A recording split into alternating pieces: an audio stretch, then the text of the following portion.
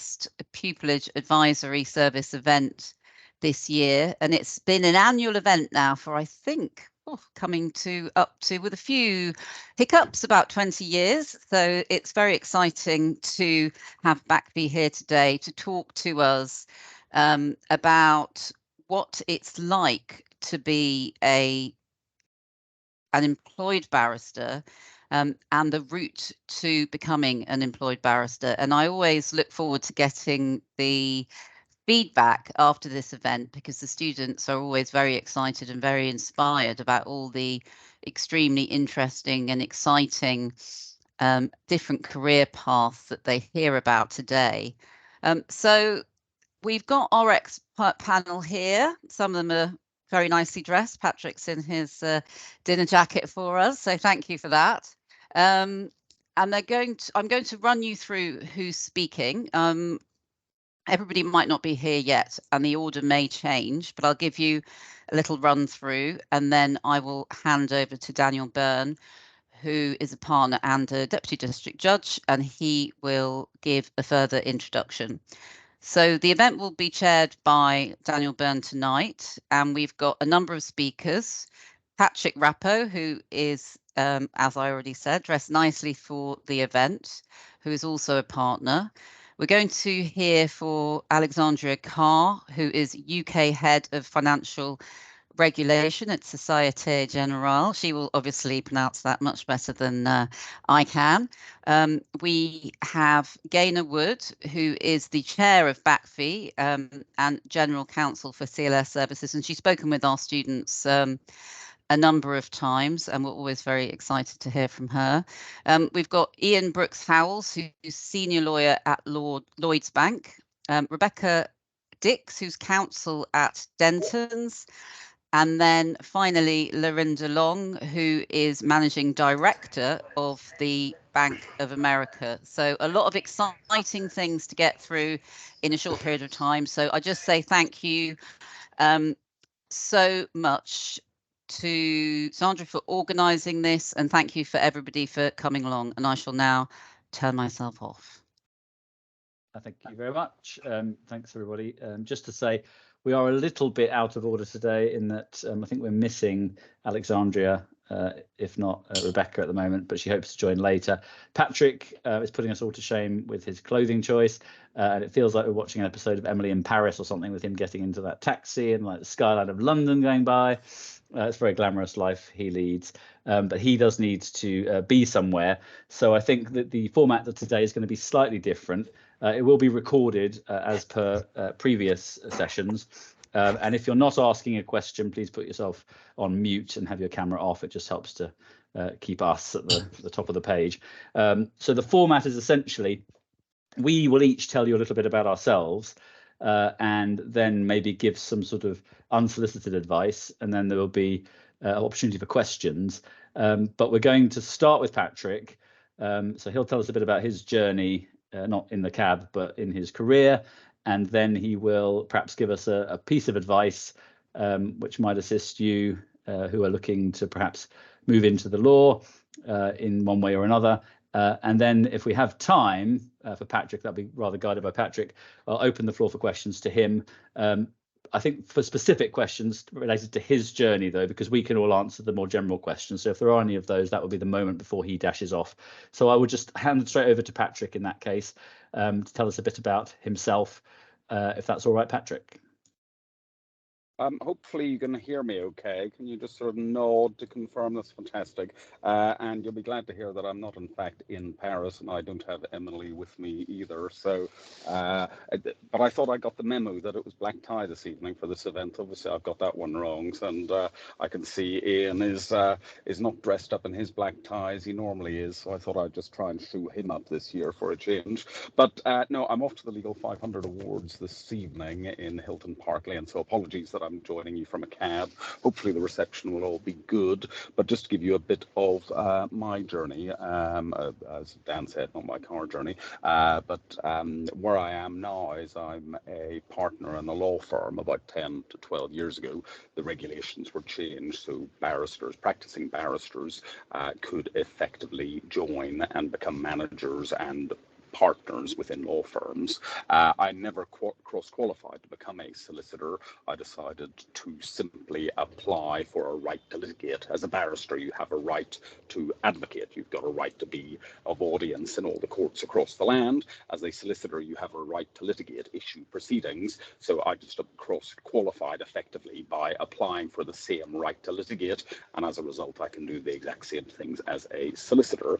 However, I consider myself a barrister still. I am registered with the Bar Council still, and have been since I started off many years ago. I won't say when. I'm hoping we're slightly on soft focus here, but it was a number of years ago now, and when I started off, I went into the criminal bar and practiced at a specialist set of criminal chambers, is where I first got tenancy, but it was back in the days when you were able to get 6 months pupilages. So I did 6 months in a family set and then 6 months in a criminal set. And bizarrely, I got the second 6 months offered to me first, and I didn't have a first 6 months, but by turning up to one of the dinners, which were mandatory back in the day, I think they're now called qualifying sessions, but as a result of going, that they had just turned down the chambers that didn't offer me an interview because I was too sick to attend. And then I rang them up the next day and said, in case you've got a space left, I'd be available for an interview at any time. And as a result, I successfully completed the interview, practiced criminal law thereafter for about 10 years. And then from there, when there were cutbacks in the legal aid system, which are continuing to the present day, and foreign criminal barristers have been on strike for some time. So those of you interested in crime, it doesn't pay, that is very true. And the legal aid system was, at the time that I was considering leaving, was introducing various cutbacks, and that's when I switched across into government and started working for the government legal service and became an investigating lawyer within the Serious Fraud Office, and effectively worked my way up within government, and ended up, when I finished there after about 5 or 6 years, heading up the bribery and corruption divisions and dealing with national enforcement of the UK Bribery Act and international sort of global settlements and the like, which was incredibly good fun and completely different. And in terms of moving from the independent criminal bar, where you're very much on your own in chambers, to moving within a government bureaucracy, support network, great HR, great training, it's something which I'd highly recommend to people to consider, and others will no doubt take you through the process in relation to the CPS, Crime Prosecution Services, and other places where you can get pupilages. But after about 5 years at the Serious Fraud Office, I was approached by various law firms to see if I would come across and effectively be poacher, after having been gamekeeper with the enforcement agency. And because of the change in the legal regulations, I was able to become a partner in a law firm, and I started my journey effectively sitting on the other side of the table. So as an investigating lawyer and as an enforcement authority, I was investigating cases on behalf of the state and then bringing proceedings and then trying to reach settlements or having a court proceeding to resolve matters. Being on the defence side, I was effectively on the opposite side of the table, arguing that no action should be taken, arguing that there should be some kind of out-of-court settlement, or arguing and doing the appeal process and the like. So I've been doing that now for the last 10 years, and therefore I've pretty much seen, apart from the in-house angle, which will be covered off by Gaynor and Lorinda and others who are on the call here, I've pretty much done all of the types of work that one can do as a barrister, save for acting in academia and then working in-house within a company. But I've done the chambers bit, done the government bit, and done the in-house within a law firm, and all of them have their respective merits and demerits, but the main thing, the main sort of takeaway that I think people should take from both my journey and the other journeys that you will hear is effectively probably number one: never give up. You know, it's a really tough old system, but you've just got to keep on. If this is what you want to do,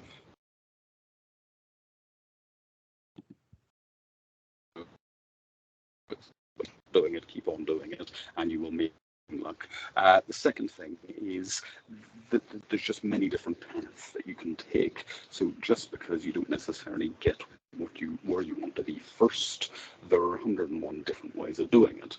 So for an example, I was considering a while back becoming a judge and trying to do this criminal process to become a judge in the criminal courts. But the guidance which is given in relation to this is, go out and do lesser tribunal work, do sort of parking appeals, do other things like that. And again, we may have other speakers that are able to deal with some of the judicial process, but the same skills should be brought into your general practice. Just don't give up. Keep on trying, go down as many different routes as you can to gain as much experience as you can. And then probably the final bit that I would just say is network like crazy.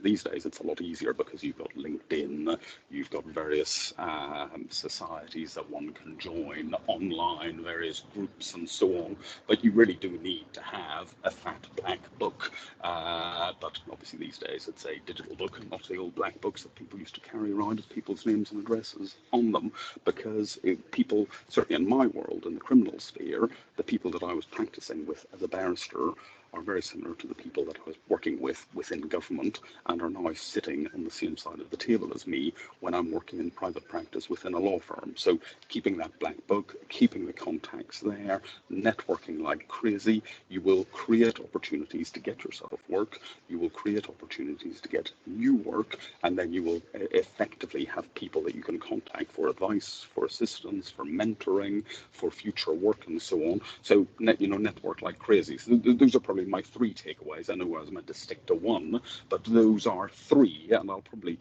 draw it to a close there and sort of open it up for questions with the the sort of final words from me before any questions coming through, just to enjoy the process. It's a difficult one, but you really need to enjoy it, and there's many opportunities out there. So Dan, over to you in case there is any additional questions. Thank you very much, Patrick. Has anybody got any questions? You can raise your hand electronically and then turn your mod video and your mute off if you want to ask a question, or you can type it in the chat. I do have one as a kind of a standby, just based on what you said, Patrick, if people are thinking. Oh, John. Okay, let's hear from John. Hi, John. Hello. I've got what might be on the surface a very, very stupid question, but can you only do pupillage via the chambers and sets versus via the employed bar? Well, I'm sure others can sort of deal with their bits in relation to this, but if I can just give a very brief view, you can pretty much do it in a number of places. The main one is via chambers, but there will be through government agencies like the Crown Prosecution Service will offer pupillages, and then some law firms offer pupillages, and there's a list which the Bar Council has, and that has other organisations in industry that offer pupillages, but it's a relatively small list, but there are opportunities beyond doing pupillages within chambers. It's a really good question, actually, John. Remind me to pick it up in a second, just in case Patrick has to go. I was just going to ask Patrick one quick question. I know Ria's got in there. Look, see, I'm never going to get to my question. Okay, go on, Ria. I was hoping to get your question, Dan. I was hoping it'd be an easy one instead of all the hard ones from the students. No, let's stick with the hard ones. That'd be much better. Hi, no, it's a really easy question. Hi, Patrick. It's really lovely, nice seeing you. You are resembling like an inspiration, and thank you so much for the encouragement for the famous proverb, try again. Since last 1 year, I've been trying for securing at least a mini pupillage, which I have not been since.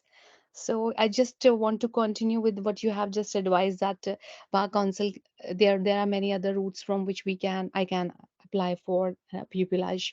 So you've just said that 2-3 options, and that's not the limited. So from where I can get the complete information, like the different routes, what are the different routes available to me? Should I contact the Bar Council of England and Wales for that? I think there should hopefully be, and others on the call might be more, have their fingers more on the pulse of where it's actually kept, and we can look into that, and it can be popped into the chat box later after I put the I put my part of this sort of conversation down. But there will be websites that have it. I know that BACFI has got some information on BACFI's website as to where you can go to. And again, in terms of networking, I should always give a plug for BACFI, which is the Bar Association for Commerce, Finance and Industry, and it's a great group of individuals, and we're from law firms, we're from within industry, and we're from within government as well. So as a result, it's a nice place for us to mix. But again, for students, it's a good place to meet other contacts and learn about these things. So yes, the BSB website, Bar Standards Board website, should have information about pupilages on it. There should be information on the pupillage gateway about the different types of pupillage that you can apply for. The Inns of Court websites are generally a lot better now. Gaynor and I are both benchers at Gray's Inn, so I know that the Gray's Inn has improved its website to show the different types of opportunities you can go for. And I think Gaynor's in fact appeared in a video where she was looking as dapper as I am now, but even better though. Never, helpful. never Thank you. Yeah. Thank you, Patrick. You've already mentioned too many options for me. Thank you so much. Yeah, I think the difficulty, I'll just respond as well. I think it also responds to John's point. It's actually not that easy to find one place where everything is listed. It's kind of, you've got to look in different places for different things. We are trying to collate some kind of pupillage provider by employers, and we haven't managed to do it. So that does sort of tell you it's a little bit tricky. The other thing is things like mini pupillages are very much, on a sort of case by case, chambers by chambers, different sorts of policies apply to how they run them. So really, there is unfortunately a bit of research to be done on your side, I think, to figure out the lie of the land. It's not unfortunately that easy to just go to one resource. So hopefully that answers John's question as well. We've got a question from Eloy. This might have to be the last one for you, Patrick. Just before we go into that, just to say in terms of Ray's position, if you haven't secured a pupillage yet, good things to do are go out and do pro bono work. Go out and do things with the Citizens Advice Bureau or something like that, which is effectively free legal work, or things which are quasi-legal. It's not fully working within a law firm, but it's something which shows legal skills. And as a result, when you apply for a pupillage, you're then able to show good legal experience. You've gone and you've done many pupillages, you've gone and done internships, you've gone and done free legal advice. And the other thing which I say, and no doubt which Theon will also say, is in terms of your CV, you need to make your CV look different, look interesting, and look as if you're really keen on the law. So the more stuff you have on it, the more interesting it is. Everybody has great grades these days. Everybody has got CVs which are well worded and explain what they've done in terms of good universities and all the rest of it. But it's the people that go that extra mile with lots of work experiences and do that pro bono work and do something interesting where you think, oh, this person's worthwhile interviewing. So just keep at it, and the more experience you get, the more opportunities will open up. Thank you, Patrick, for seeing all that. Actually, I had applied for pro bono volunteer with St. James Legal Centre at London, and they are calling me on Saturdays to do the legal services volunteer. So that's why I applied for it, and I got my way. Just a small way, not that exactly, but I'm looking for. Yes, but thank you so much. I'm on the same page as you. Yeah, it can be a slightly convoluted journey sometimes, but that's why we're here. Fion's put her physical hand up rather than her well, the old ways are the best ways. Thank you, Jan. Just in relation to what Ria's question about where pupillages are advertised. You are quite right, Dan, that there is, I think the BSB used to maintain a list, but they stopped doing that. But all pupillages, be they at the employed bar or the self-employed bar, are obliged to advertise through the pupillage gateway. So obviously you've got your standard time that you would expect pupillages to be advertised, but then you will have, obviously most of you will know about the CPS offering usually quite a large chunk of training contracts or pupillages, sometimes up to 100. And then obviously you've got the government legal department as well, where Patrick has told us that he used to work, if I've been paying attention carefully, but not as a trainee. but they might call them trainees, which is why I've put the link there. But everybody is supposed to advertise via the Pupillage Gateway. So local authorities, all the kind of different options, as you say, the odd fully serviced law firm that will offer one pupillage or training contract that would allow barristers to apply should all be there. Now, it's not always the case that everybody does, but just remember to look at the Pupillage Gateway at times other than the times when they are normally advertised. I would just look at it every week and just check. That's very it. helpful. Yeah, thank you. That's really good. Thank you. Just Eloy, if we have time, just before Patrick goes, and obviously the rest of us are hanging around and we'll introduce ourselves and allow more questions as well. But just so we got Patrick, Eloy, did you want to ask your question? Thank you, Dan. Patrick, so listening to, how you got to where you are today, I think you mentioned you started as a self-employed barrister, and obviously you moved into the employed bar. The question is, can you do it in the reverse? Can you start as an employed barrister and then move into self-employed? Yeah, absolutely. The the Navy does sort of trains up barristers. So if you want to go for 5 years of rum sodomy in the lash, whatever, you can join up with the Navy and get a pupillage there. If you want to go to the CPS, you can go to the CPS, the Crown Prosecution Service, and become trained there, and then go backwards. To be fair, most people get trained, and Phil may be able to correct me if I'm wrong in this, but so from the last time I was looking at the statistics, most people get trained at the in chambers, and then will generally either not get into a chambers and will apply outside to go into the employed bar rather than the other way around. But it's now becoming there is more movement between the two, the employed bar and back across into the self-employed bar. So you can splice it and dice it any way. And I would just add, one of our committee members, Charlotte, has just done that. She originally was in chambers, then in a law firm, and now she's back in chambers again. So there is a lot of movement around. And just to finish off that bit, solicitors can, of course, end up in chambers as self-employed barristers if they want to, but they can also take higher rights of audience to do some of that stuff that barristers do. So there is a large degree of kind of crossover and opportunity to move around and do different things, which kind of leads me to my question to Patrick, if we do have time. What makes you special, Patrick? In other words, what's an advantage of being a barrister? We don't have enough time to answer that. We don't have time for that. But what's the advantage of being an employed barrister, in an employed situation? It's a brand name. I mean, that may be an answer. What's your answer, Patrick? Sorry, could you just repeat it there? The line was a bit sorry. Funny there. What do you perceive as being the advantage of being a barrister in an employed situation rather than, for example, a solicitor? I think the reality is, you as a barrister, you're kind of brought up with the idea of being an independent legal advisor.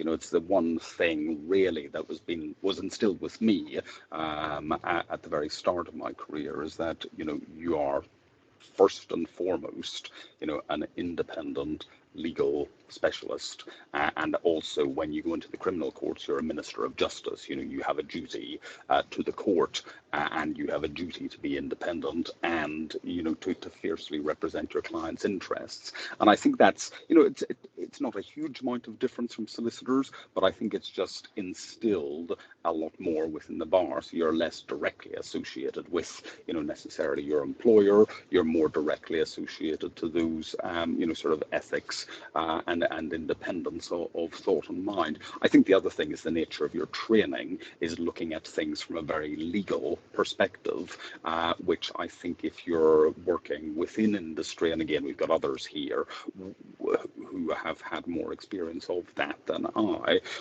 but the impression sort of is that you're there more as looking at things from a business perspective, but looking at it obviously from a barrister's perspective. Your training is effectively to be independent, give that independent advice, and then to look at it from the legal standpoint in relation to it. You're a specialist is always the way that it's been brought to mind for me. But ultimately, over the years, you end up becoming a generalist and end up doing strategic things and business things and become a business advisor. But I think that's probably the one core differential. And I'm sure others will have other thoughts which they can add to later.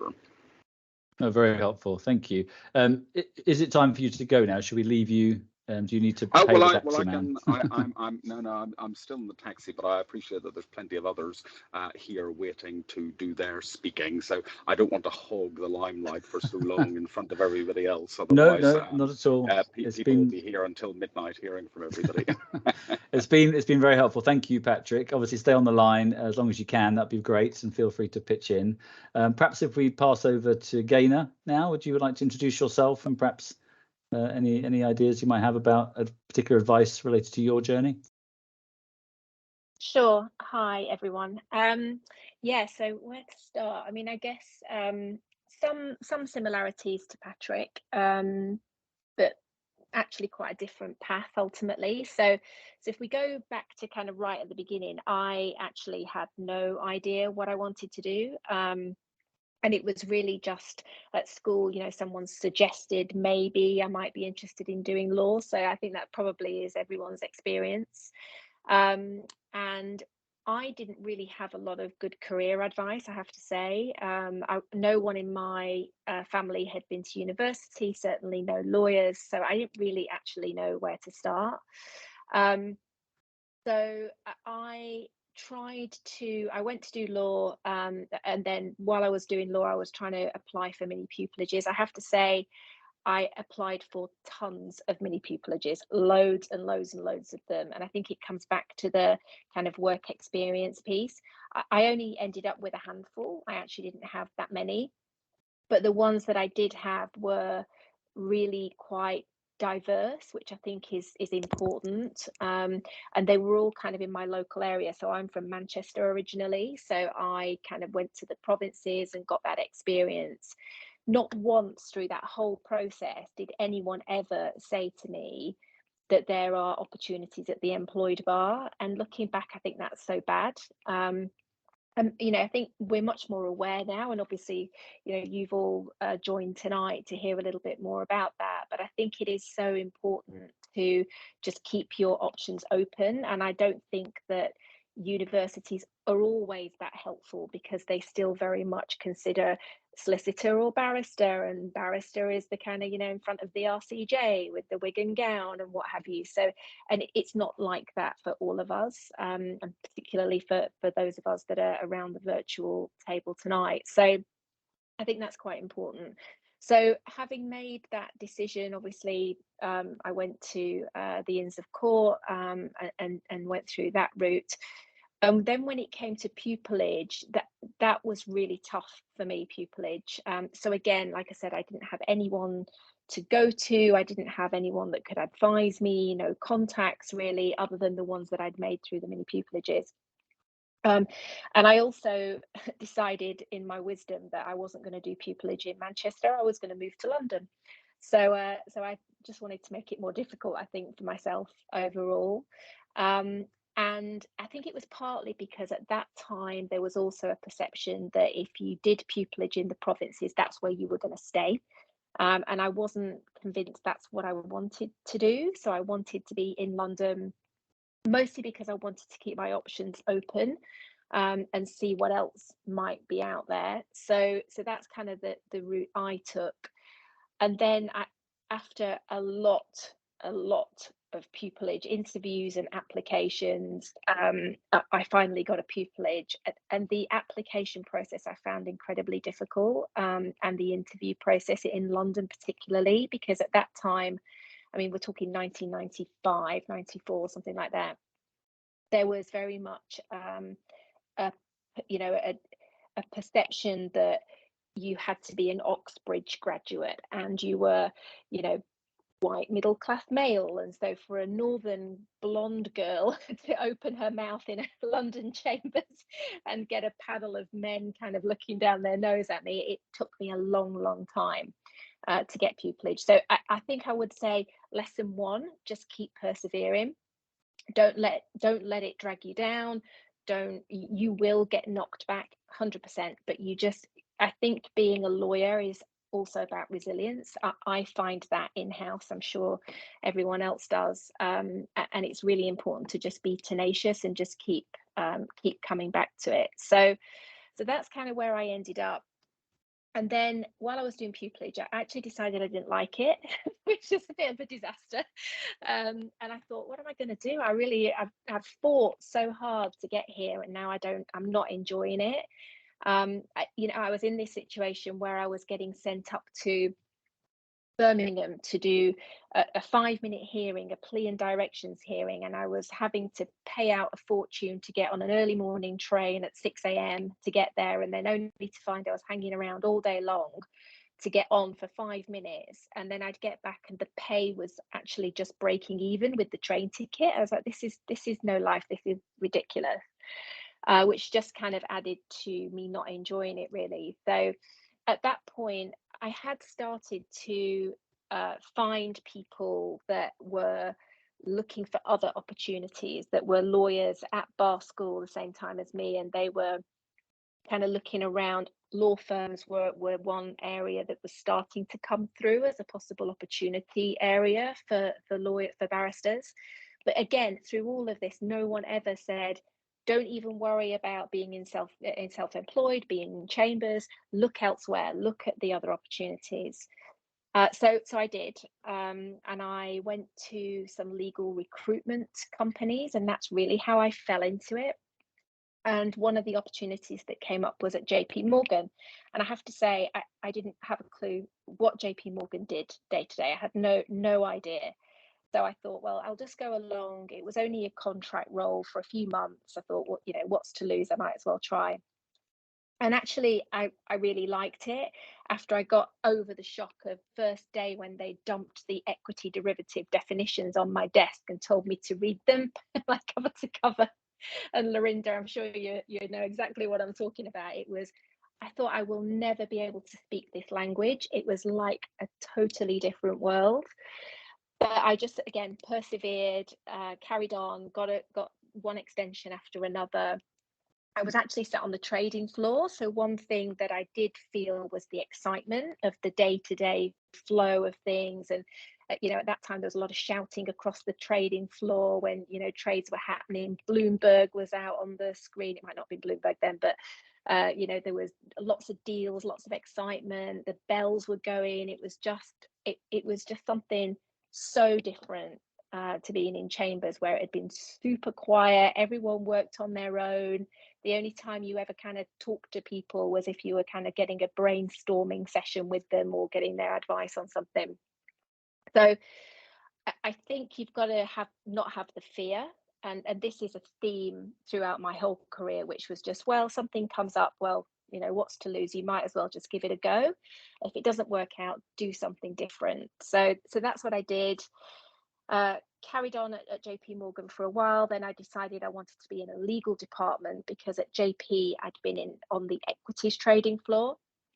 So I looked around for something a bit more general, but still in banking. And that's how I ended up at Banque Nationale de Paris, which then I went through a merger, which is obviously something, again, a bit of a theme of resilience and just kind of going with the flow a little bit. Because again, when you're in banking, you find yourself the subject of mergers, reorganizations, and you kind of just have to go a little bit with it and see and think of everything as a possible opportunity rather than, oh, woe is me, it's going to be awful, I'm going to get let go. So you just got to keep going with that. And then eventually, after a few years at BNP, I moved to a German bank, Deutsche Bank. And worked there. And as I kind of got a bit more senior, I got a bit more specialized again. So I started moving into foreign exchange a little bit more and having a little bit more autonomy and looking after teams and things like that. So every time I moved, I got a little bit more complexity, which was fantastic. And then again, kind of moved on, went to Bank of America. So what you find is that in this space, the financial sector, it tends to be quite a small world, and you end up kind of knowing people and seeing the same people moving around. And then it was quite normal to move, I think, every couple of years or so as you're quite junior, as you're going through your career. And then, you know, you start to make contacts, and I think networking was something that Patrick mentioned. And I'm not really talking about networking for networking's sake in the sense of like the LinkedIn form, although that is really important. But what's super important is making contacts as you go through your career, and finding mentors as you go through your career, and people that you look up to. You want to emulate, even if it's not completely. You know, there are different parts of people that you think, you know, I'd really like to be like that, or somebody did this brilliantly in this meeting.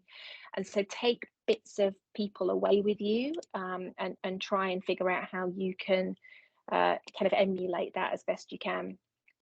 So when I was at Bank of America, again, took a little bit more of a step up, and I really loved it actually at Bank of America. So I'd started to do a little bit more complex work.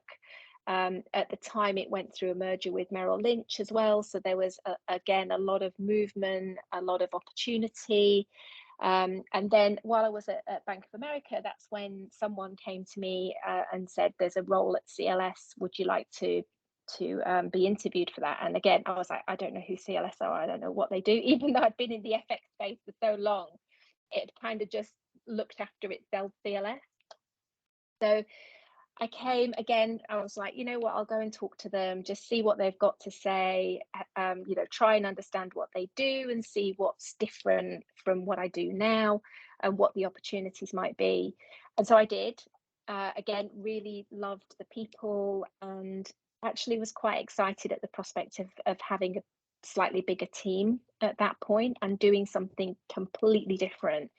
And the difference for me was a lot of transactional work at Bank of America in the group that I was in, versus here at CLS, which is a lot of academic work. So an awful lot of insolvency and resolution type analysis, legal frameworks that underpin the technology space that we have. And so just lots and lots of much more academic work, which at first I wasn't sure I was going to like, but obviously I kind of enjoy it now, 10 years on. And then through my time, obviously had some promotions and ended up as general counsel. And now my world is growing I don't know how it happens, but there seems to be more things that get given to me. So I now cover regulations as well, all of data protection, records management. So quite a big area, regulatory compliance, advisory work. So there's quite a lot to do. And I have to say, where I am now is unique. So when I talk to other people about it, I don't expect them to, but they don't always understand what it is exactly we care about versus the banks. And I think that's quite interesting. We settle trillions of US dollars a day. So until the settlement service is done at like 9 o'clock in the morning, my heart is in my mouth in case something is going wrong. And whenever we have a kind of crisis call, I'm like, oh no, this is not good. But it's really interesting, and it's very kind of cross-jurisdictional, lots and lots of different issues to look at. So it is challenging. It's complex, and 1 minute I can be dealing with a leak in the toilets and the legal liability of the service company, and then the next I'm kind of, you know, there's 7 trillion gone through the system, you know, can you just check everything's okay in this jurisdiction? So it's very broad ranging, and I have about 22 lawyers split between London and New York, so I spend not half of my time, but probably a third of my time in New York. And also I'm on the executive management committee as well. So every time there's a board meeting, I have to go there. So I get to go to different places over the course of the year, depending on where the board meetings are going to be held. So I'm kind of an example of, there's lots of exciting stuff out there that you can do with your career, and you don't have to be in chambers.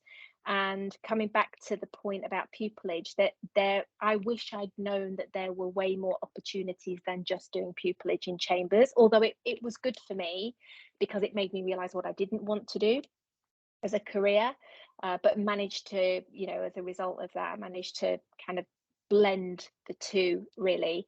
And over that period of time, I think the one thing I would say as well, which I think is quite important, is that I have had security in terms of an income and holidays and maternity leave and all of that kind of stuff, and sickness benefit, all of which, and actually, you know, things like health cover, health insurance, all of which you don't have when you're at the self-employed bar. You know, you have to organize yourself. I know a lot of well, a few of my friends actually who were in the self-employed bar, mostly criminal practitioners, but they actually left the bar when they had kids because they felt afterwards coming back it was just too uncertain a world for them, which I think is a bit sad really. So yeah, I guess that's me. And I think, you know, like Patrick said, and like I've said, really, you know, just keep options open. Don't be tied to one pathway. Be brave and be resilient, and, you know, take the twists and turns as they come, because you just never know. Actually, just turn things into an opportunity if you can. Brilliant. And there's Thank quite a you. few hands up. Sorry. I was going to say I can see the hands, but what I'm proposing to do is we just carry on with the introductions and any sort of unsolicited advice, and then we open the floor to questions at the end so that everybody can chip in. That way it's a little bit more, probably a bit more beneficial as well. So keep your hands up, that's fine. I don't know whether Eloy's hand is still up, but we'll find out. So perhaps just passing to Ian to introduce himself, and then obviously we'll come to Lorinda, and then I'll say a few words about myself, and then we can open up to questions. So over to you, Ian. Thanks very much. Hi, yes. Good evening, everyone. Well, I thought I'm a senior lawyer in Lloyd's Banking Group, so again, banking, but I have worked in technology companies as well. But before I talk a little bit about myself, I found some slides which I did a few years ago, which gives a bit of an overview of what is an employed barrister. And I'll just share the slides. So what is an employed barrister? Well, increasingly opportunities to meet pupillage at the employed bar opening, and employed barristers, as you've heard, provide legal services to their employers and their employers' clients. But they do remain independent, but they accept instructions and provide legal services, as I say, to employers and their clients. So it's good to have a little bit of an overview of what opportunities there are for employed barristers in the public sector, the private sector, the third sector, such as charities and solicitors' law firms. So it's good to have that overview of the different sectors within within commerce, finance and industry that barristers can work in. And I work in a very large legal department, probably about 400 plus lawyers, but large legal departments are like mini law firms, and the typical structure of a large legal department will be headed by usually somebody called a general counsel, legal director or head of legal. And then there are different teams looking at different aspects of legal work. So it could be the field that I'm in, which is commercial contracts, supporting sales and procurement teams. It could be corporate work, looking at mergers and acquisitions. It could be litigation and disputes, and it could be specialist areas. Most large legal departments, for example, will have a team of data protection lawyers or intellectual property lawyers. So there's a whole range of different areas of law that you can cover. So private sector career progression. Well, you know, you can start off as a singleton lawyer, and some respects you either will choose to continue as a specialist lawyer in certain fields, or you might want to move into general management. So you could end up being, like Gaynor, a general counsel heading a legal team. Many in-house barristers move into general business management, company secretary, or into compliance. So lots of different opportunities to look at. So my career, well, rather like Gaynor, I went to a state comprehensive school. None of my family had been to university, and I didn't know any lawyers at all. So I rather was naive. Unlike many of us, I actually wanted to be a barrister from the age of 8, focused all my education on doing that. But my father worked in industry, and he said, you know, you can develop a career as an in-house lawyer. So I did look into that. I was called to the bar in 1989, but I couldn't get a pupillage then. I think I did over 200 applications, and there was no clearinghouse in those days, and also you didn't get paid. So I went in working for a health authority as a legal assistant for 2 years, and during that time I got really good experience of litigation and some commercial work. And whilst I was doing that, I applied for pupillage, and I was very fortunate 2 years later to get a first 6 months in traditional barristers' chambers in Norwich. So being in a provincial chambers didn't really hold me back. And then I applied for a second 6 months for a telecoms company where my pupil master was the legal advisor to a telecommunications equipment manufacturer. And that's where I developed my in-house legal career. I worked as a lawyer for telecoms. I worked for an IT services and outsourcing company. And then I moved into BT, the telephone company, where I held various roles, including head of legal in different teams. After a long time doing that, I took the opportunity to take voluntary redundancy and became a legal consultant, doing interim work as a contractor, and I worked for companies such as British Gas, fintechs, and Lloyds Banking Group, which is hence where I got a permanent role.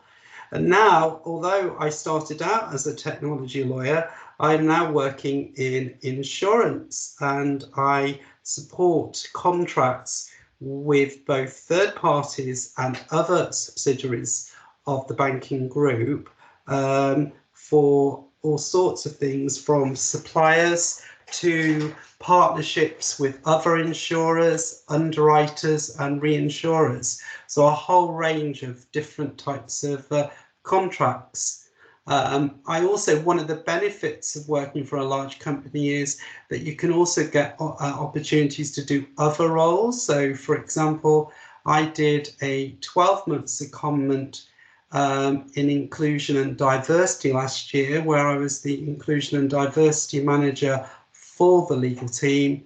And that was a very satisfying role, and it was great to get that opportunity. So hopefully that gives you a taste of what is around and a little bit about myself. Brilliant. Thank you very much, Ian. Shall we move on to Lorinda, and then we, as I say, we can come back round to questions at the end. Hi, Lorinda.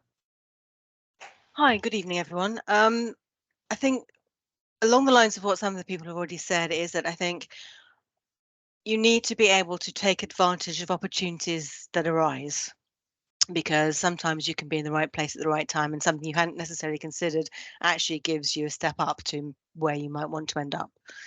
So my story, a bit like Ian, I was called to the bar in 1988. So in those days, pupils weren't paid until the second 6 months, which is when you actually stood on your feet and actually took on your own cases. I was very lucky in that through a student friend of mine, he actually had a friend who was a barrister in a set of criminal chambers who offered me pupillage. So I did 12 months of pupillage with him and then squatted for 3 months. until I decided that really I wanted to move into a commercial set of chambers, because, you know, as I think Patrick alluded to earlier, crime doesn't pay, and the legal aid, even in those days, was being slashed to ridiculous levels, and nothing has changed on that side. So again, because I was female, I hadn't been to Oxford or Cambridge, I basically was advised not to even bother trying to get into a commercial set. So I decided that I'd try in-house instead. So like Gaynor, I went to legal recruitment agents, and I actually did a postgraduate degree in petroleum law because I did quite fancy working for an oil company. But unfortunately, I had a few interviews with oil companies, but they couldn't get into their heads that because I'd done crime, I couldn't do anything else as far as they were concerned. They couldn't appreciate that we, you know, a lawyer is a lawyer is a lawyer. We have transferable skills. It's just the sector or business that you're in that is different. So the recruitment agent suggested I apply for a job at a Japanese bank. So I'm like, okay, fine, I'll do that. That was another interesting experience, which I'll leave that story for another day.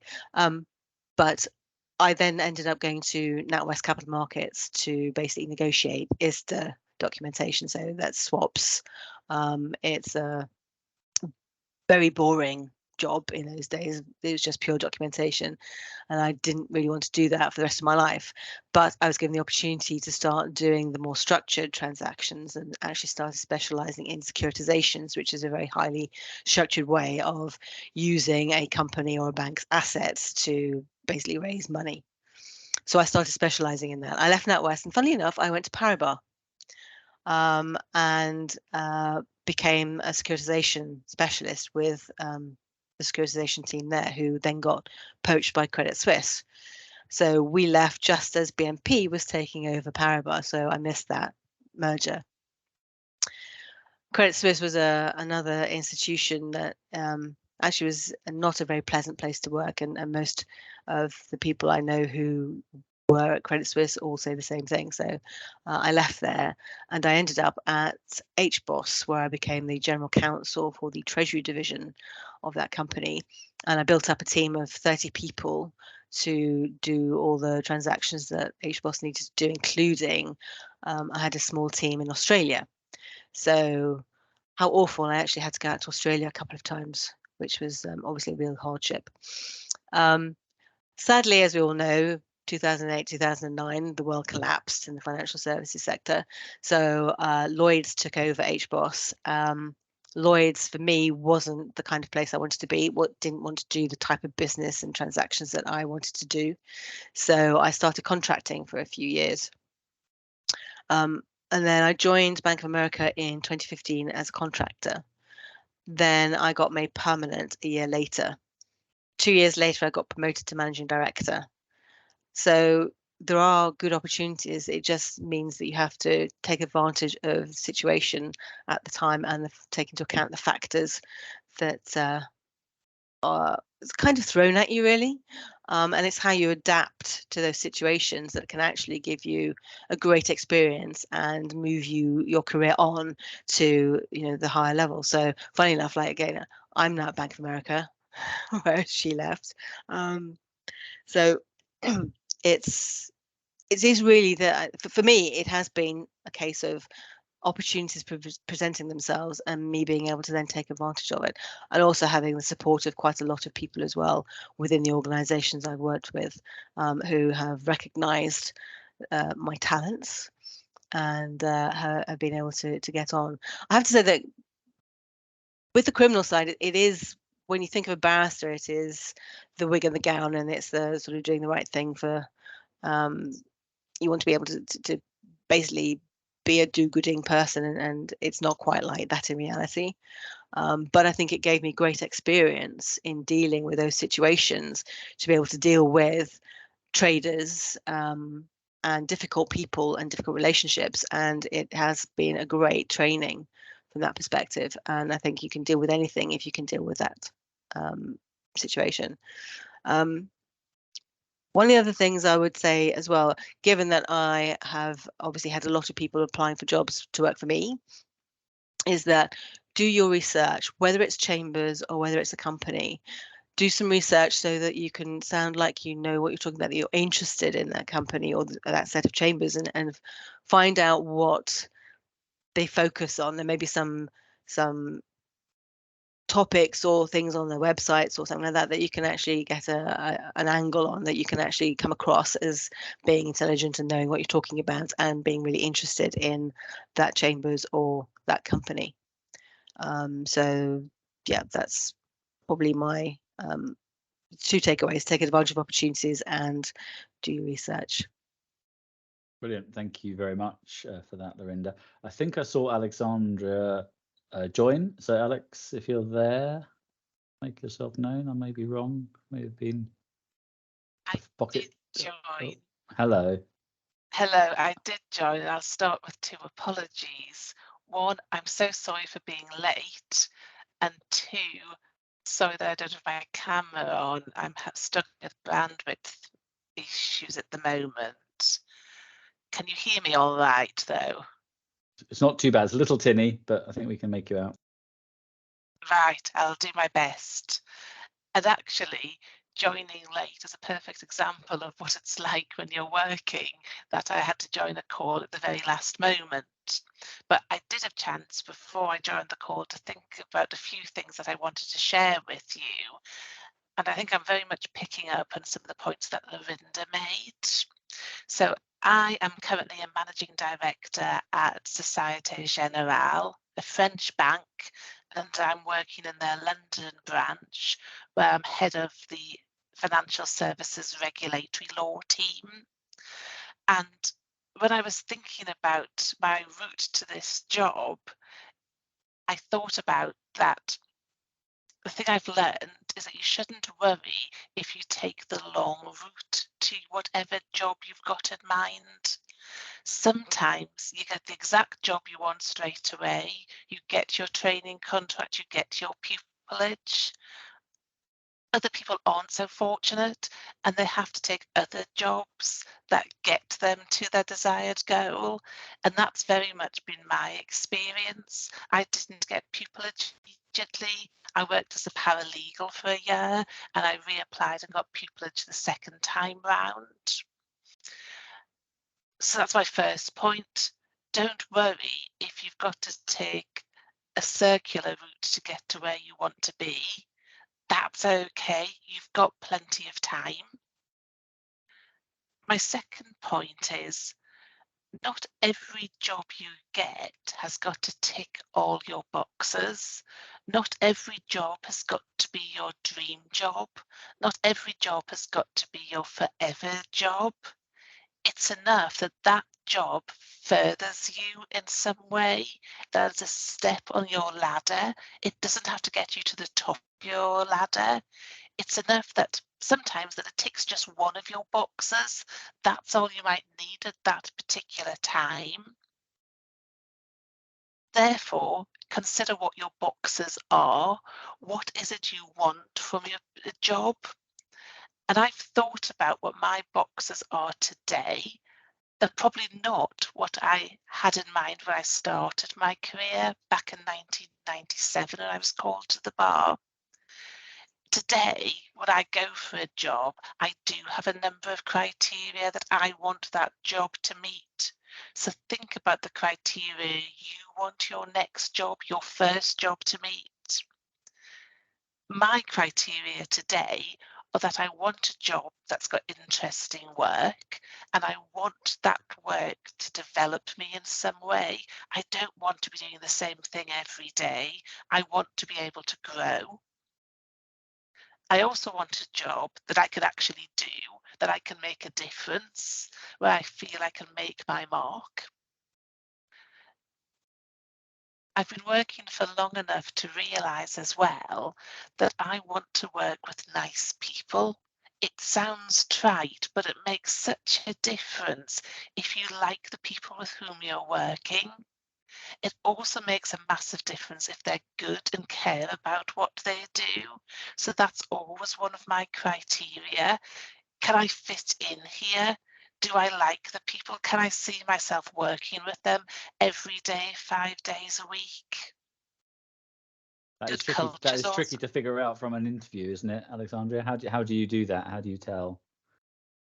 It can be, but I think sometimes in an interview, you do get a sense about the person who's interviewing you. And I think you can also ask questions of that person. You could ask them about what the culture's like, what their work-life balance is, what their corporate and social responsibilities are. And all Yeah. of those things help influence me. So golly, I had 8 interviews for this current role, and Wow. the interviewing process went from May till October. So the more senior you get, the longer the process is, and you do get more opportunities to get to know people, to see what they're like, and to get an impression of the culture. But I've just finished the interviewing process for a trainee, and we have 2 interviews with the trainee. The member of my team who's going to manage the trainee, and our current trainee actually did the first interview and I did the second interview. And I, as well as asking questions about what my trainee wants from the job, what he thinks he can bring to the job, I also wanted to know about him and her. And he asked me similar questions. What is it that you're interested in doing? What is it that gets you out of bed in the morning? And I like that sort of rapport. And I think you can get some sense from an interview about what the people are like and what the culture's like. And that's the other thing that is important to me. I do want to work in a good culture. So I did questions about the gender pay gap. I did ask about corporate and social responsibility, how this bank gives back to the community, diversity and equality and inclusion. That actually really matters to me, but it also matters to regulated firms now as well. So I was able to have a good conversation about DE&I. So the culture is important to me. And the last thing that's important to me is that I get a decent reward package. That we work so that we can live. So for me, I've got to be appropriately valued and remunerated. And so I've got 5 boxes now. And I think I've had those 5 boxes for quite a long time.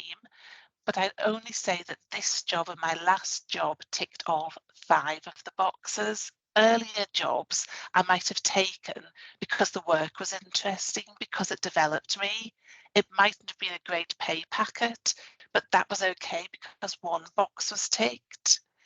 It could be when I was looking for pupillage that actually I needed a job that would help me get pupillage. So I paralegaled at that time. It wasn't the most interesting work, but I learned a lot about working in the legal environment. That served its purpose. So I would very much say think about what your boxes you need to tick are and think about which of them you need to tick at this particular time.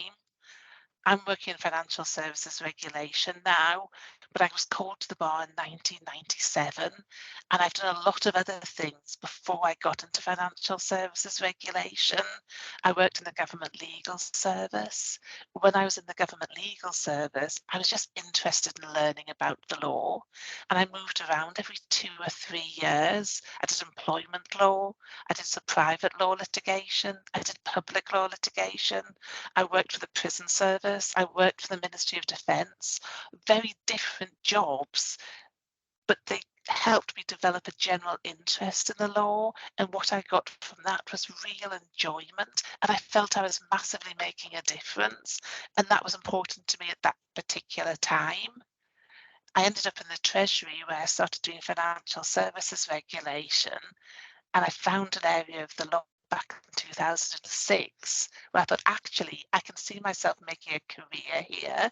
So it took me almost 10 years to figure out where I wanted my career to be. And then I made a plan. Then I thought, ultimately, I'd like to work in a bank. How do I get to the bank? because I'm currently working for the Treasury. I've never worked in private practice. I've never worked in a law firm. So I came up with a plan that would get me to a bank, but I realised I wouldn't get there immediately because not many banks recruit from the Treasury. So I went to a law firm, and that bridged the gap between public sector and working in-house. And I spent a couple of years working for a law firm where I learned about the private sector. And it was from there that I went to a bank, and I was at HSBC, where I headed up their financial services regulatory law team. And I moved from HSBC to SocGen, where I'm doing a similar sort of role in a very different bank. But that was an example of not taking a direct route, because I knew I couldn't take a direct route. So planning one job ahead. So they're the key things I would say. Don't worry if you take a longer route to where you want to be. Not every job needs to tick all your boxes. Think about what your boxes are that you want to tick. And good luck and enjoy it. Because for me, a big part, I think every job I've had, I've enjoyed some element of it. And I think that's important. No, that's amazing. That's all I wanted to say, Dan. Yeah, that's great. Thank you so much. I mean, I think that's really helpful because you've intertwined the advice with the examples of how you've lived it. So that's really very helpful. I'm sure people will have lots of questions. I'll say a bit about myself, but before I do quickly, we've obviously heard from quite a few bankers. Just to mention, you don't have to go into banking, into the banking industry in that sector. Nothing against it, but we're sort of slightly overrepresented on this panel. It's obviously excellent experience, but just to say it's not a requirement. So I'll just mention that. The other thing I quickly wanted to mention was that Lorinda mentioned squatting for 3 months. That is not her exercise regime. That is what it's called when you essentially hang around at chambers without having a permanent position there in order to practice as a self-employed barrister from chambers. It's called squatting. So just in case anybody Basically has any homeless. questions. It's lovely. Yes, but I could see the questions were going to come, Lorinda, so I thought I'd deal with them in advance. Yeah, that's a good point. Thanks for picking that up. Squatting. The other thing is just in relation to ticking boxes. I mean, I completely agree with what everyone has said on that, and Alexandra has put it as ticking boxes. I think what you need to do is figure out what you like doing, the way that you like to practice law, the way that you like to engage with law, because in that vein, you might think that you want to be up in court wearing a wig and a gown, but when it comes to it, you might actually not. There might be other things that you like even more. And so part of the exercise is figuring out what those boxes are, as well as then figuring out how to get them ticked. So there is just a process, I would say. So a sort of iterative, organic process almost. And I think we all have examples of that in our careers. So just quickly for me, for my career trajectory, I actually did an undergraduate science degree at uni. So I was sort of interested in being a scientist. People then said, oh, well, what are your transferable skills? Because when you don't actually, turns out you don't want to be a lab scientist in academia or industry. It's a question of what's transferable. People were like, oh, patents, everyone like intellectual property, science and patents go together. So do something in intellectual property. And then I sort of explored that a bit. And I thought, well, how am I going to know really, if I had no real idea what law was at the time, what that involves? So I did a master's as my kind of bridging, my sort of testing the water, which was an intellectual property law and ethics master's. And so it sort of bridged that gap a bit for me. And I did find it enjoyable. So then I did the conversion course to law, which essentially brings me up to the sort of academically qualified level to then practice. But of course, there remains the question of the, whether you do the LPC at the time for me, or the BVC as it was called at the time for me, followed by either training contract or pupillage. One thing to mention is that a lot of us have started at the self-employed bar and ended up in the employed bar. So again, that's not a definitive path. You can choose the employed bar, and that's sort of what we're saying today. It's a valid choice. But I think there are it's fair to say that there are more opportunities at the employed bar now than there were 10, 15, 20 years ago. And I'll explain that by reference to my own trajectory in a second. So I ended up going down the barrister route. I went into chambers for pupillage in London, specialist IP chambers in London, didn't get tenancy. And then I was essentially having to make that choice again, whether I stick with being at the bar but doing something other than IP. or whether I stick with IP but then not be at the bar. So go into a law firm was really my only thinking at the time. And I decided to stick with the IP, so I ended up in a law firm. And as it happens, in terms of learning about your boxes, I think I probably prefer the environment. I prefer being within a team, supported by an organization, having those discussions with people who are in your team, rather than being so confident in my opinion that I'm willing to, have sort of perhaps slightly less productive debates about these things and ultimately stand up in court and put that. And that there is a role for that.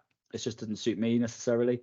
I like to get to a place where I'm sure about my position by testing it with other people in a sort of collaborative way. So that's what I do now that I'm in a law firm. But the way that I got there was by being trained as a self-employed barrister, moving into a law firm.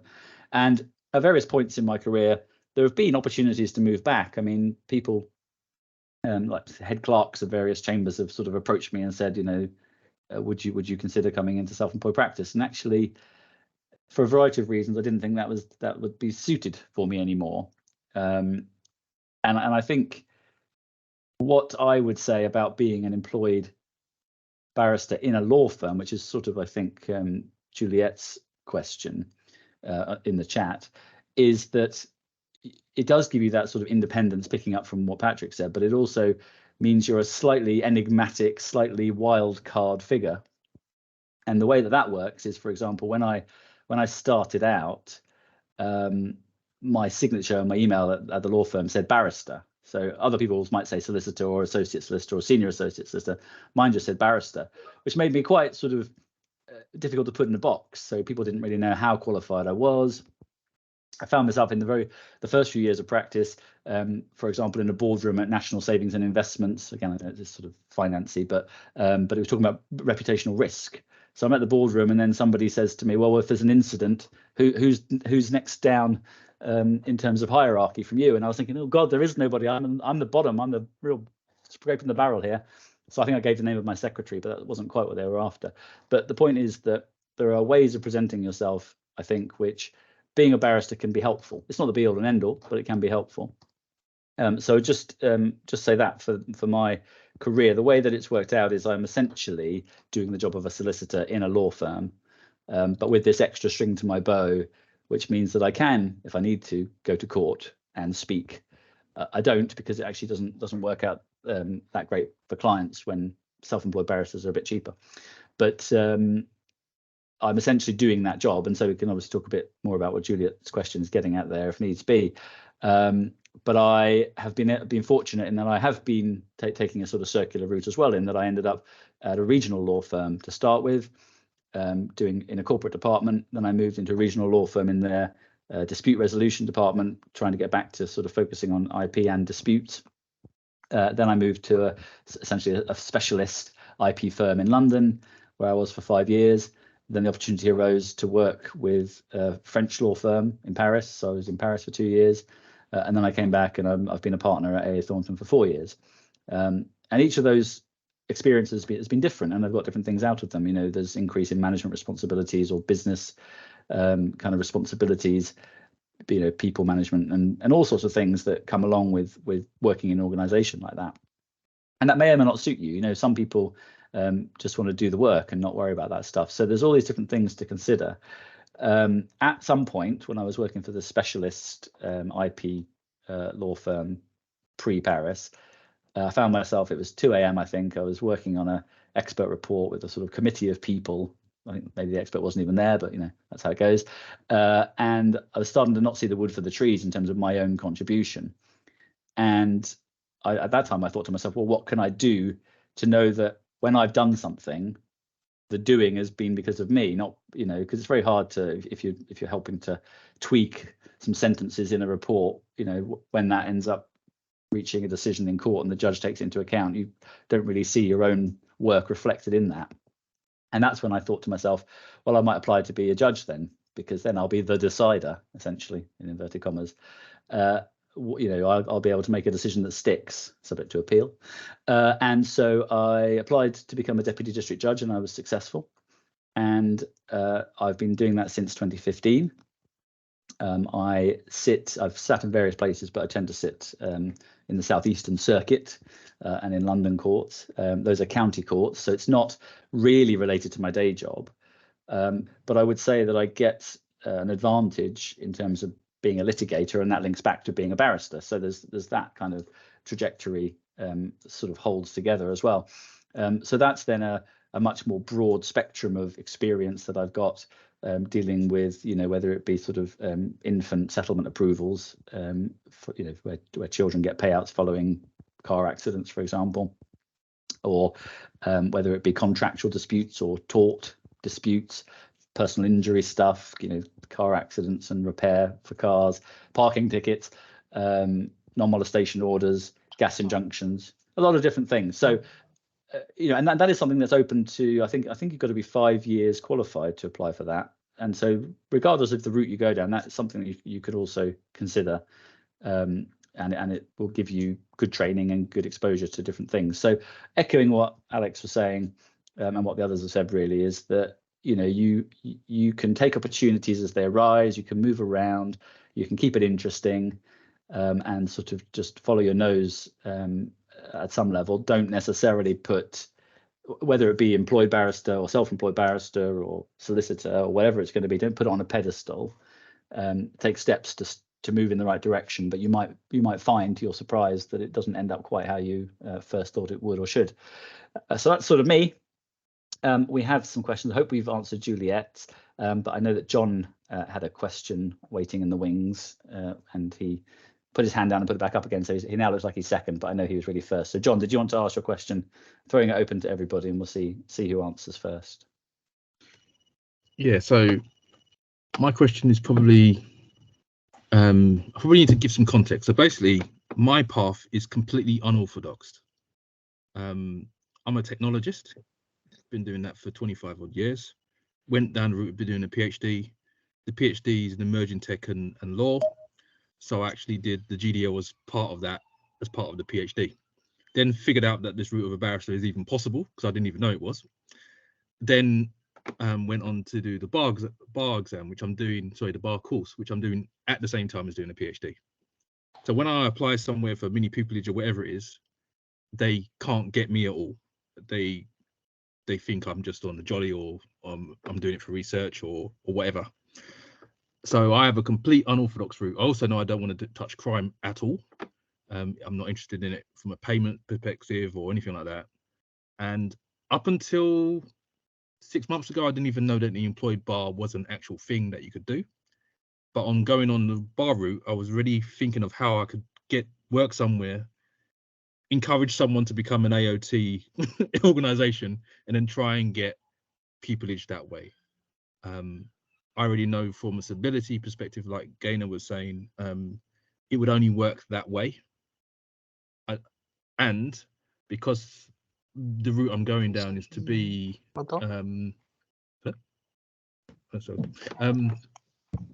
because of the route I'm going down, I'm trying to be a neurosurgeon of cyber and law. And I started on the emerging tech before it was a thing, and now it's blown up. So I have a very specific path and route and everything like that. And everyone across the journey has told me, no, don't do that, broaden. Don't do that, broaden. And I've resisted so far. And I probably will continue resisting until I find a way of doing it. I also work in financial services. So most of the places that you're talking about, I may have been behind the technology that you're using.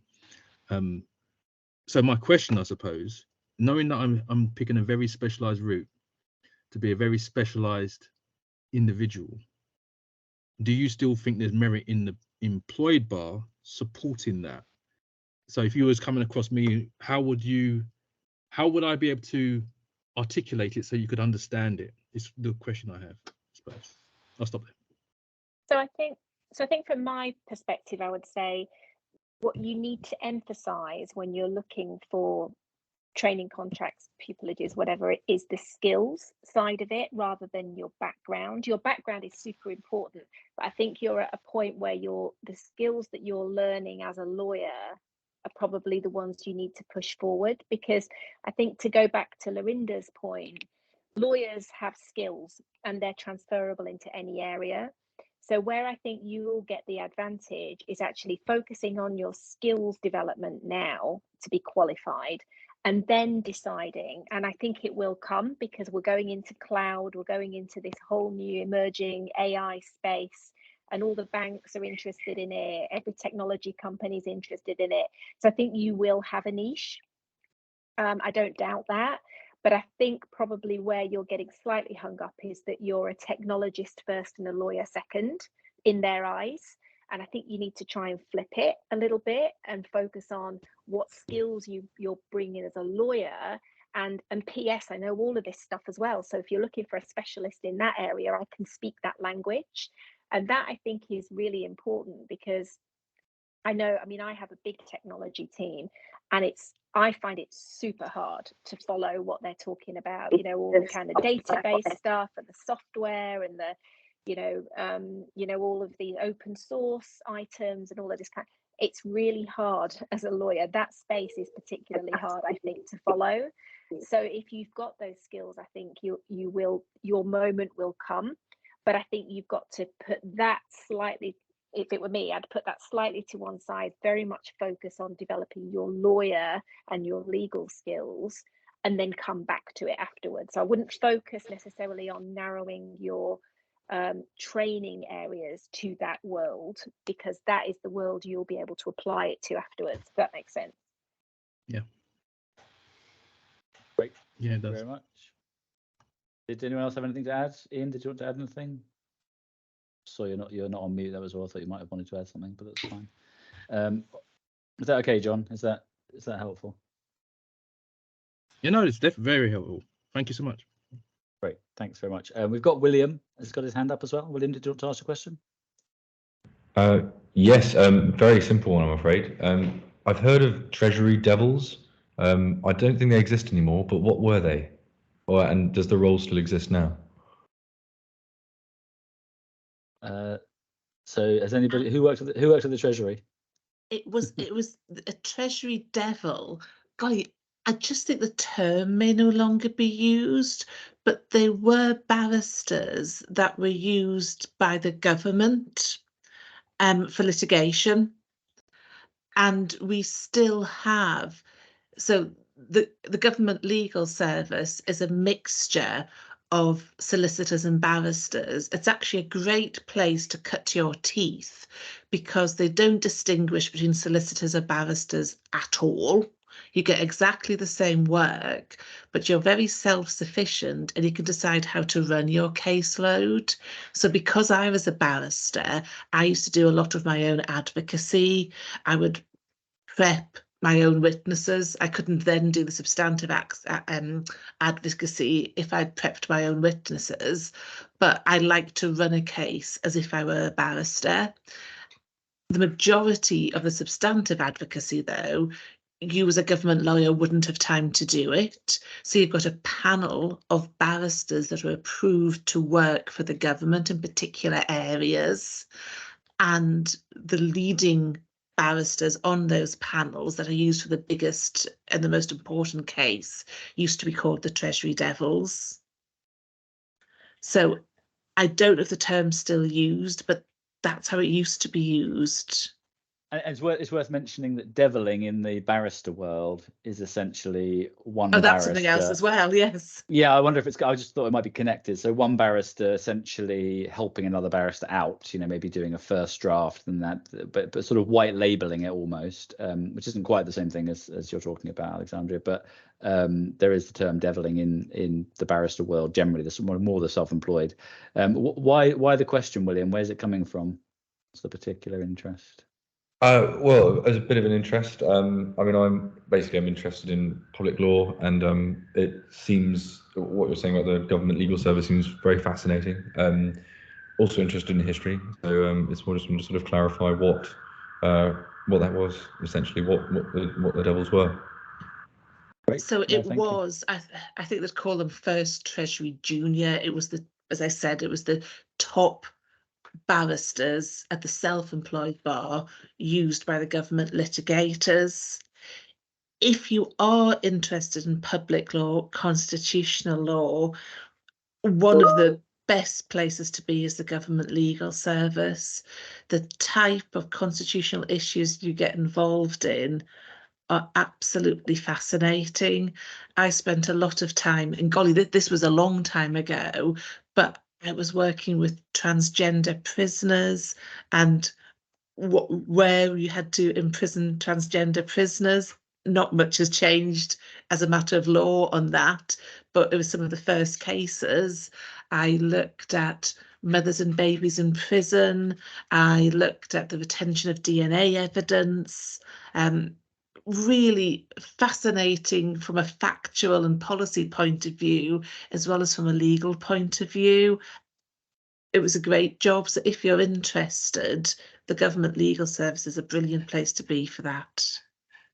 Great, thank you very much. Just to mention, the Fion's put something in the chat about Treasury Devils from Wikipedia. Oh gosh, the last time the term was used in the 60s. I'm not So that old, honest. But that's quite interesting. So yeah, if in doubt, Wikipedia. Thank you very much. Has anybody else got any other questions for the panel? Any other questions? Yes, and Sophie. And Sophie, are you there? Sorry, can you hear me? Lovely, thank you so much. I came just to take a break from solicitor thinking, and your stories really fascinated me. So thank you so much for sharing both professional and personal insight. My query is, I'm a foreigner, as you can hear. I'm an ex-GP. I don't know anybody in law, and that's what, again, a story, for instance, was interesting. I'm trying to assess my chances to qualify as a barrister ever in this country. And those paths are quite from one job to another, listening to that, and I'm 45. I was wondering what would be your advice if I were a family member of yours, for instance, if I may speak that way. My apologies if it's a bit direct. What would you think about that? It's Ian here. I was just thinking that a lot of both the regulators in the medical and healthcare professions and their representatives, like the Midwifery Council and the different protection organisations, actually employ barristers to either represent their members who get involved in different tribunals or not. So, and I think it may be right, but I think the Nursing and Midwifery Council used to do pupilages as well. So I would do some research on all those different organisations and see if you can speak to their legal team and see if you can get some experience, you know, even if you just go in for a day or a couple of days, just because that, with your medical background, you can use that. Also, because I started my career working for a health authority, and so there's a lot of legal work in medical negligence and such like cases. So it'd be worth doing some research into those areas and looking at some of the law firms that do medical negligence cases as well. I would agree with that. One of the current Deputy High Court judges, Vikram Sachdeva, who's a QC as well, and I used to work with when I was in government. He was a GP initially, and as Ian said, he started off specialising in personal injury, clinical negligence, things where his medical experience was an actual real advantage. And then he broadened out and he's now a QC and a Deputy High Court judge. Right. Yeah, exactly. I think the same advice might be as John as well, though. There is a balance to be struck here between your background as an advantage and sort of trying to make sure you trade on it and you use it. So for him, technology, and for you being a GP, but also putting the lawyering first and foremost, so that you don't necessarily put the cart before the horse, I think. So there is definitely a benefit that you can glean from having not just done law, if for want of a better word, but don't become sort of too focused on that. I think your question was also including a question about networking effectively, because you know you have your background, but you also don't have a particularly wide contact list. I don't think you're alone in that. That's very common. You know, there are people who do have a sort of ready-made network and it will be easier for them, but then they're not in the majority. So you don't think you're alone. You know, a lot of us have been in your shoes without having any kind of legal network or professional contacts. What you have to do is you have to start building your network, which is what Patrick was saying. So you need to join the clubs, you need to attend the seminars and the talks. You know, you need to you need to sort of speak with your sort of cohort in your students cohort, because they will go on to do things and they will become a network for you. So just on the networking side of things, that is an active thing you have to do, unfortunately. And there's people will have various different advice about how to go about it, but LinkedIn is a great resource. I saw Fionn had her physical hand up again, so I'll just quickly pass over to her because she's probably got some words of wisdom. Yeah, I just wanted to share about the fact that there are a lot of, well, not a lot, but there have been, or I have known, a significant minority of students who have come to the bar after being doctors, and I think that certainly the ones that have made themselves known to me, I can't speak for all doctors at City University who've transferred to be lawyers, but have all been pretty successful in achieving what they want to achieve. And I think the background is attractive, firstly because of the resilience of what you have to do, and I think there can be definitely a sort of comparison can be drawn with how hard you have to work and how hard barristers have to work, but also, as others have said, the regulatory element as well. It's not just necessarily going into personal injury or clinical negligence, but the regulation as well. So that really just makes you quite broadly interesting to a wide range of employers, I think. So like has been said, you've got all of the kind of naughty doctors, naughty dentists, naughty nurses, naughty midwives who are being regulated, and obviously supporting them. And then obviously you've got the practice areas as well. But as all the panelists have said, it's the skills that you've got that aren't necessarily medical that can be applied. Attention to detail, client care, resilience, those skills are going to be very attractive, as well as maturity. That's good to hear. Clients are going to be clients don't necessarily look up cool, and therefore, but clients are going to be reassured, and any employer, be it the self-employed bar or the employed bar, are going to get good value for money out of you as well. So yeah, I think it's all positive. Exactly, and I think just a colleague of mine's husband has just gone from being a patent attorney in a firm of patent attorneys to being an intellectual property barrister, self-employed. He's doing his pupillage now at one of the few IP sets, and so that's just another example of, you know, you can take your experience and you can use it potentially either in a hyper specialized way, or you could just use it in relation to the skills. But the point is that you need to see what's out there and you need to decide what you like as well, because you may hate medical related law stuff. You might want to do something completely different, and you shouldn't feel you have to be in that box. So it's just a bit of a journey. Thank you all very much for your insightful and generous and bespoke advice. I really appreciate it. Have a good evening. At all. Thank you. Yeah, I think we're reaching the end of the evening now, so I think it's just sort of slightly over the end. But I mean, if people are happy to, maybe one more question if there is one. Otherwise, I will look to close the session. Just giving. Oh yes, John again. Hello, John. There's a theme going. I think maybe a follow-up question that most people might have is, if we wanted to contact some of the panel or any of the panel, is that something that BACFI could maybe arrange if we had further questions or further discussions, I suppose? Yeah, I think probably the thing to do is perhaps go through Fionn might be the easiest thing, because if that's all right, Fionn, but just because it probably needs to be something that is suitable for us, like, you know, and can be spread around so that one person doesn't get a lot of questions, for example. So perhaps just any follow-up, approach Fionn in the first instance, if that's okay, and then she can pass anything on that she thinks is suitable for us to be able to assist with, because it might be that we aren't able to assist with everything. No, I was just more thinking around, because I'm an extrovert talker, right? But there might be some people that have paused their question or tabled their question, and they might think of it later on tonight or something like that. That was all I was thinking.